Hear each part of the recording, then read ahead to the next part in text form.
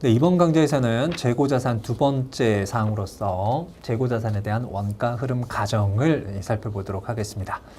자, 이 원가 흐름 가정이란 부분이 필요한 이유는 다음과 같은 사항이에요. 우리가 앞서서도 계속 얘기를 하고 있었던 사항이 재고자산이 가지는 중요성이 이거였죠.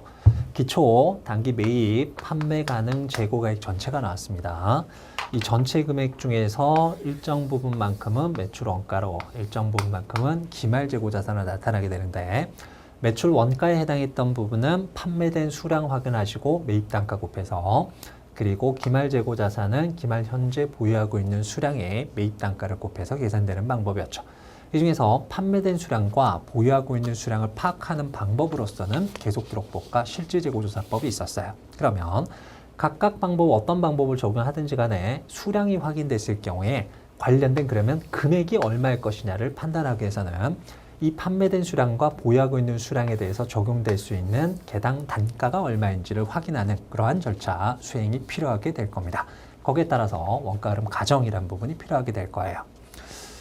원칙적인 원가 흐름의 가정과 관련된 사항은 기본적으로는 실제 사왔을 때 단가가 얼마일 것이냐 이걸 적용하는 방법이 가장 바람직한 방법이 될 겁니다. 그래서 원칙적으로는 개별법을 적용하게 되는데 이 개별법은 매입 단가를 실제치를 확인하는 방법을 얘기를 하고 있어요.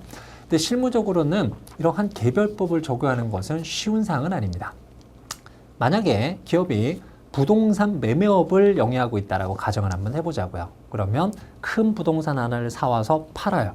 그럼 팔았을 때 그 부동산과 관련된 매입 금액이 얼마인지는 정확하게 계산하는 것은 쉽게 나올 수 있게 될 겁니다.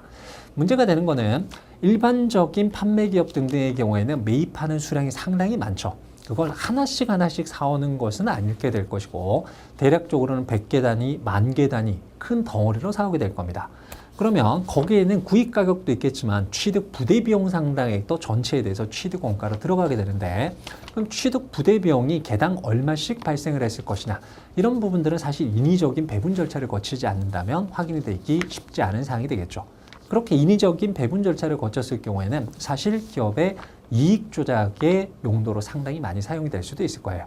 예를 들어서 단기에 판매된 부분이 발생을 했을 때 단기 순이익이 잘 나타나지 않는다라고 한다면 그 판매된 원가와 관련해서는 취득 부대 비용을 배분하지 않아요. 그러면 상대적으로 매출 원가가 작게 인식되게 될 것이니까 관련된 이익은 더 크게 보고를 할 수 있는 그런 요지가 분명히 나타날 수가 있겠죠. 그래서 개별법은 쓸 수 있으면 가장 좋은 방법이지만 이게 잘못 사용이 됐을 경우는 큰 문제점이 발생할 수가 있는 내용이 될 겁니다. 자, 개별법은 실제 단위당 취득원가를 기준으로 매출원가 기말 재고액을 결정하는 방법이고요.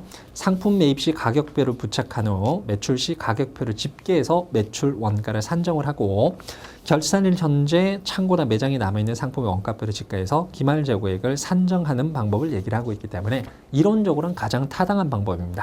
하지만 실제 사용되는 사항은 개별적인 단가 관리가 매우 중요한 수량이 상당히 작고요. 단가가 매우 높은 항목들이 있죠. 방금 설명드렸었던 부동산 매매업이나 또는 아주 고가의 어떤 귀금속류 등등에 대해서는 개별법이 적용되는 사항이지만 그렇지 않은 나머지 항목들에 대해서는 일반적으로 적용될 수 있는 방법은 아니에요. 그럼 그런 경우에는 어떤 방법을 쓸 것이냐라는 사항인데 이 경우에는 특정한 가정을 하게 됩니다. 자, 이 가정은 실제 물량 흐름 그 자체를 따라가는 건 아니고요. 이렇게 됐을 것이다 라고 말 그대로 가정하는 거에 지나지 않아요. 자, 종류는 한 3가지 정도가 있습니다.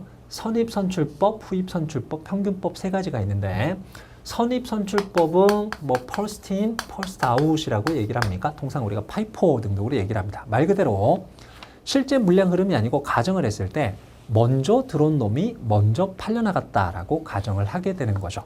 거기에 따라서 단가 산정도 팔려나간 부분은 먼저 사왔을 때 가격 그만큼이 팔려나간 원가가 될 것이니까 얘는 매출 원가로, 그렇지 않고 남아있는 부분은 기말적으로 파악하는 방법이에요. 반면 후입선출법은 반대입니다. last in, first out이라고 얘기를 하죠. 통상 라이포라고 얘기를 하는데요. 이건 역으로 실제 물량 흐름은 무시하고 가장 나중에 즉 들어온 부분, 사온 부분이 가장 먼저 팔려나갔다라고 가정을 하는 부분이에요. 따라서 후입선출법에 따른다면 매출 원가로 처리될 부분은 기업이 기말 현재 가장 최근에 사온 놈입니다. 그렇지 않고 계속적으로